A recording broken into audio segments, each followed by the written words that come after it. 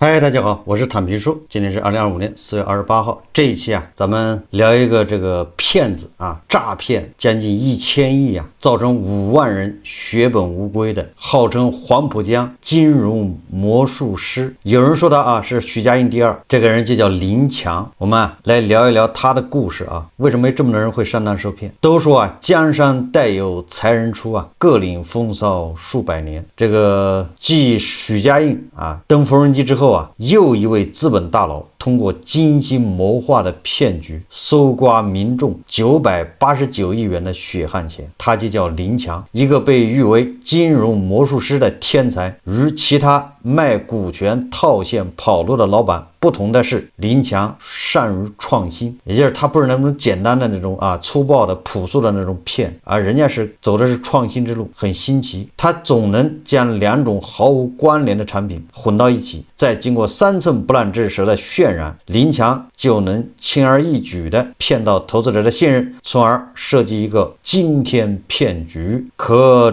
纸终究包不住火，但林强的真实面目被发现后，他早已逃之夭夭，而那近1000亿的骗局也成为了5.2万投资者倾家荡产的证明。这个林强曾经也很辉煌他是记忆力惊人的大学生。2002年夏天，在上海交大校园的礼堂里，毕业生林强穿着学士服站在台上演讲。让大家感到新奇的是出人意料的是，林强的手里并没有稿子，他仅凭一张嘴就完整叙述了1998年到2024年这4年间全球发生的237次重大金融事件，如数家珍这也是能力从俄罗斯金融风暴到纳斯达克指数创下历史高峰，再到911事件给美国股市带来的冲击，每一个事件的具体时间林强都记得清清楚楚。礼堂里面的老师和同学们都被林强惊人的记忆力所折服，而这场精彩的演讲可不是临时准备的，而是林强大学4年努力学习的一个成果。林强就读的是国际经济与贸易专业，涉及许多深奥的经济模型和庞大的数据资料。对于多数学生来说，这些内容需要反复查阅笔记才能掌握，但林强却有惊人的记忆力。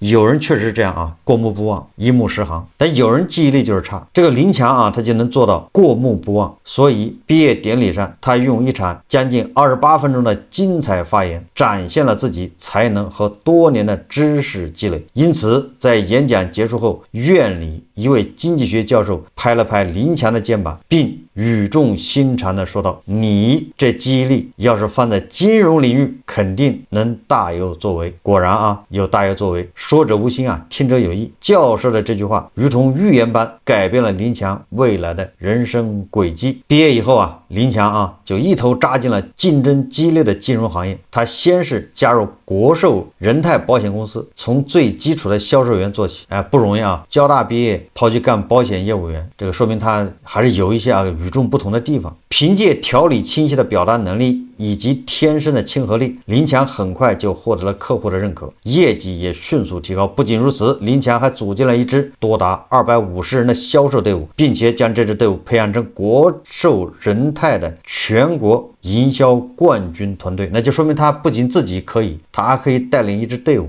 是一个这个管理型人才。在国寿人泰积累大量经验后，为了寻求更好的发展机会，林强加入了国金证券。在这里，他充分发挥出色的销售能力和领导才能，带领团队取得了令人瞩目的业绩提升，而这进一步巩固了他在金融领域的领先地位。这个国金证券本身就有很多故事，大家还记得国金证券的老板对吧是怎么走的？金融魔术师。2011年，林强进入了新时代信托，迎来了事业发展的关键时期。他对市场的变化非常敏感，并且敏锐地发现了新的赚钱机会这个林强的轨迹也很厉害你看他学的是国际贸易，毕业之后就进了保险。那保险公司是很能锻炼人的，销售嘛，带队伍。保险完了之后进证券，那国金证券，证券完了之后进信托。你看看哪个业务他都干过。这个人先不要说他是骗子就是至少到这儿他真是个人才林强设计了一种叫票据加地产的理财产品。这种产品呢，巧妙之处在于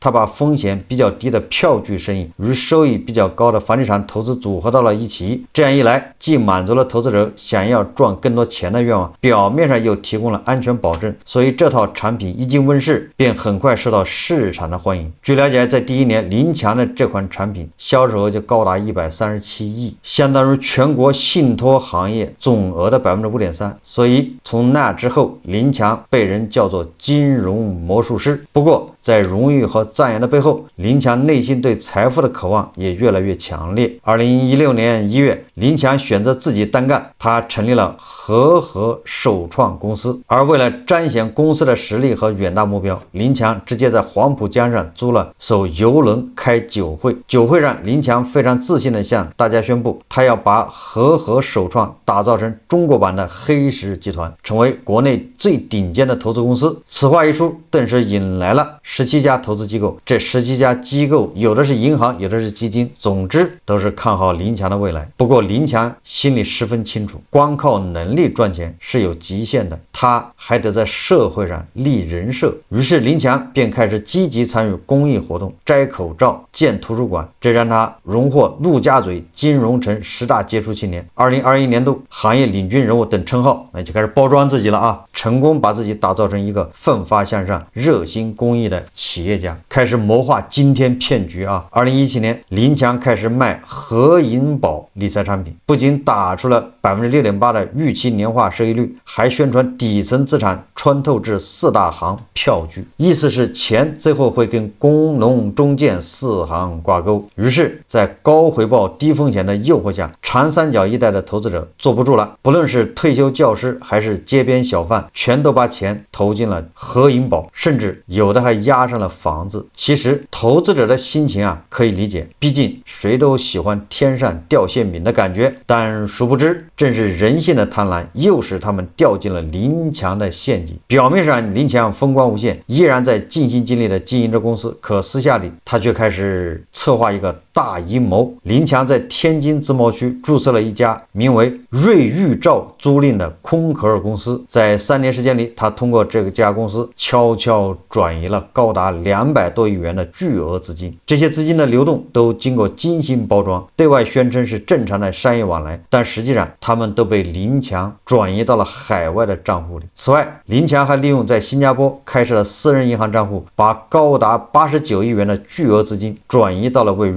开曼群岛的家族信托之中，企图非法占有这笔巨额财富，也就是把钱润到国外去了。搞家族信托就像那个有个搞餐饮的，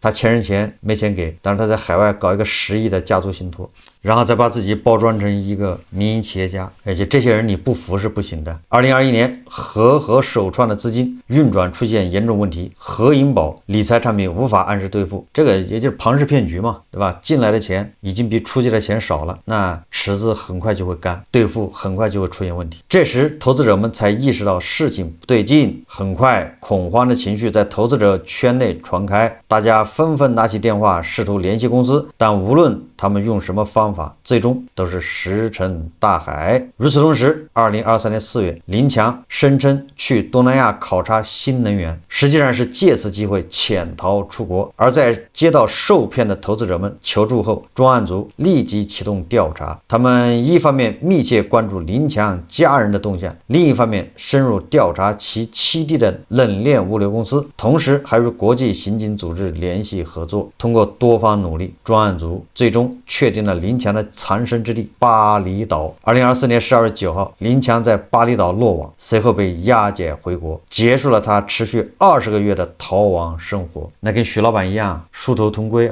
都进去蹬缝纫机去了，没跑了。林强虽然被抓，但投资者们却并没有得到满意的结果。据了解，林强编织的这场骗局规模高达989亿元，而那将近5.2万人的投资者中，有347人失去了唯一的房子，另外还有19家小公司因为资金周转不灵而关门倒闭。显然这起涉及金额高达1000亿的金融诈骗案，让许多人损失惨重啊，家庭因此破碎，严重的扰乱社会经济正常运转。这个林强啊，不是普通的骗子，他还是有过人之处的，对吧？曾经拥有过人的记忆力、金融奇才，他的票据业务曾经占这个全国的5.3%，什么概念？但是人心不足蛇吞象，欲望得不到这个满足，最终身陷囹圄，从备受瞩目的精英变成阶下囚，不禁让人感叹人性的贪婪。实际上这个跟很多 P2P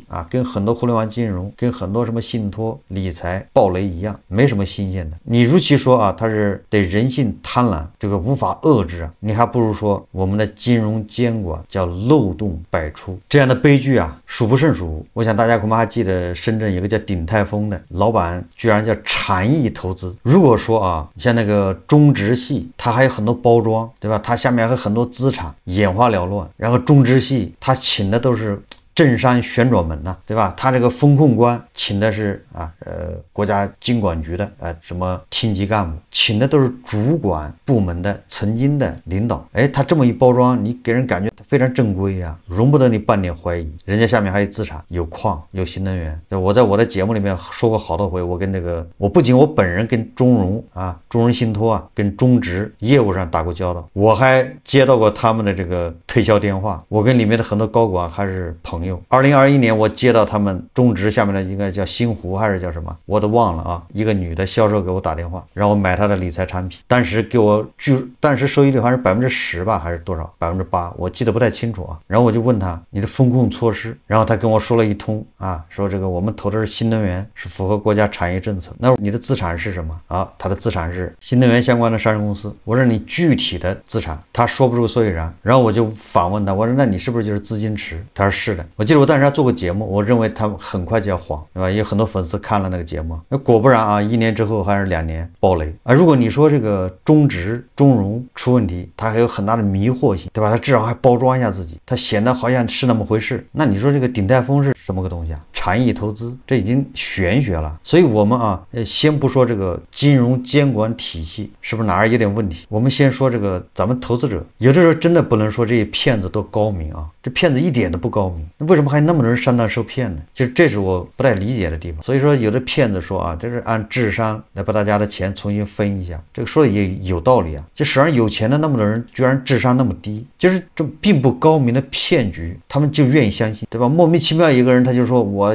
炒股赚了1个亿，赚了8000万，居然有人信，马上就趋之若鹜，马上开始宣传，开始学习，就对那漏洞百出的说法，他基本的判断都没有。其实所以有的时候我就怀疑，到底是骗子需要他们，还是他们需要骗子？两个是伴生关系就是谁也离不开谁。就这些人他需要骗子，他需要你树立一个这样的典型，他恐怕需要这样的东西来麻痹自己这产生一种幻觉。这个林强什么金融魔术师，他所搞的这些理财产品，什么合银宝，跟其他的暴雷产品一样，没什么特别之处所以那些上当受骗的，把房子当掉，对吧？抵押出去借钱去投到合银宝理财的这些人呢，我只能是哀其不幸，怒其不争为自己的这个认知买单。我这个节目从恒大暴雷开始，对吧？我们就天天建议存工行不要投资，骗你的人可以，不要骗你的钱，不要炒股，对吧？现在在下行，资产都在缩水，你把存款变成资产，那就是在缩水，对吧？我反复的苦口婆心，天天劝，但是依然还有很多人天天问你黄金能不能买，股票能不能买，还有人嫌我没有推荐去投资，你不推荐投资，你只推荐存款，当然不会错，还有这种说法。就这些人他还不被骗，就天理难容就应该被骗。一定要记住了当银行把这个钱塞到你的手里面1年只给你要2%的利息，说明什么？说明赚钱很难，对吧？如果赚钱很容易，银行怎么会把钱给你只要2%的利息呢？说明你只要拿着钱一投，干什么都没了，风险非常大。很多人不信这个邪，手上有点钱就开始到处看折腾，看这儿投资那儿投资，收益不错。经济在蒸蒸日上的时候，对吧 GDP 8%你都不能赚钱。现在这个往下走，外贸不行，内需不振，投资也对吧拉动不了了。然后你跟我说你这个时候你能赚钱，你是擅长打逆风局是吗？你是擅长逆风飞扬是吗？骗子无非就是利用你贪，如果你不贪，那骗子骗不了你。所以说这些被什么林强场啊被什么鼎泰丰所骗的这些投资者血本无归，值得同情吗？不值得啊，是为自己的认知买单。虽然买的狠了一点，但是啊配得上。所不同的是啊，有的骗局啊，它一开始就是奔着骗去的，但是有的骗局啊，刚开始它不是一骗开始啊，刚开始总是一个非常好的故事，一个创业，曾经啊也想好好干，但是奈何啊这个市场上没有好的资产让你投资，他把大家的钱搞到一起之后啊，他没地方投，投哪儿都是血本无归，投到房地产回不来，对吧？投到企业里面变成应收账款回不来，投到股市也回不来，最终啊就变成一个骗局，因为他没办法对付啊，最后只好跑路，最后被迫啊变成一个骗局。2025年、2026年恐怕最后一批啊这些理财公司啊，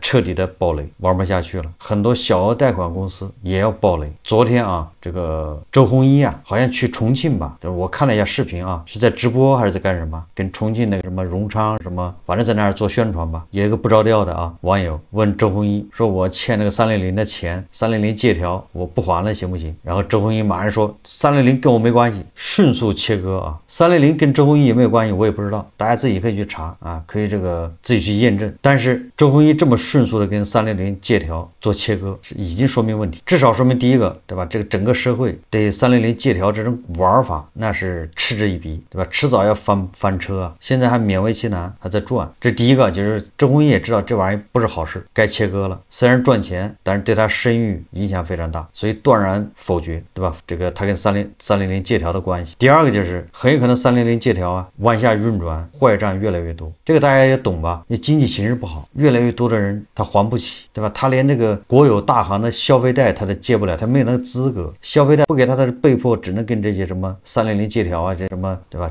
这些高利贷去借钱，借到高利贷头上，说明这个人已经不行了啊！随着经济形势越差，他们还款能力也越差。这些高利贷公司啊，这些小贷公司，这些借款平台也是玩到了极致啊！我们想象一下，连这个按揭买房的这些房奴，他在准备断供弃供，房子还不起了，对吧？他们失业找不到工作，他们的房子押给银行了，就这个他都要期待，没办法，那银行把他房子只能没收拍卖，回来一点是一点。那你说那小额贷那东西，毕竟没有什么保障措施啊，对吧？你顶多把人家就是那个通讯录啊，把人家电话号码簿给拿到手了，哎，知道人家里电话、老师、同学、朋友的电话。问题是现在很多人他还不起，你就给他家里人打电话，人家也还不起，失信就失信，不在乎了。所以你看啊，这个经济形势下越差，越来越多的人这个小额贷撸了这些高利贷，他就是不还了，你就是各种催收手段没用了，大家真正的躺平，破罐子破摔，所以导致这些小额贷平台公司恐怕坏账急剧上升，所以是时候做切割了。过去你拿着人家的这个电话簿、通讯录，你可以威胁人家，那是人家还想做一个正常的人，不想社死，对吧？所以他还拼命去还，他维护他的这个信誉，他要还这些按揭贷款，或者是还这些这个小额贷、高利贷。但现在经济越来越差的时候，他确实没希望了，人家就不还了，对吧？你爱谁找谁去，社死就社死，反正他没钱。所以你看，在这种情况下，他坏账就上来了，你怎么控制坏账呢？所以这些公司啊，就是贷款的，这个小额贷、高利贷公司，恐怕接下来这2年也要暴雷，对吧？这些平台公司360借条遇到的大量的都是牛二。所以我在3年前啊，恒大暴雷的时候我就说了，这任何理财都不要买，因为你买理财实际上你把别人给放出来了，你去站岗去了啊。所以说来说去啊，这个未来这2年所有的骗局啊都要丑媳妇见公婆，所有的骗局都要揭晓答案。这个海水退下去之后啊，都在裸泳啊，没有什么新鲜的。那现在海水正在退啊。好，这期节目我们就聊到这里，感谢大家收看。如果喜欢我的节目，欢迎订阅转发，也可以在下方留言评论，谢谢大家。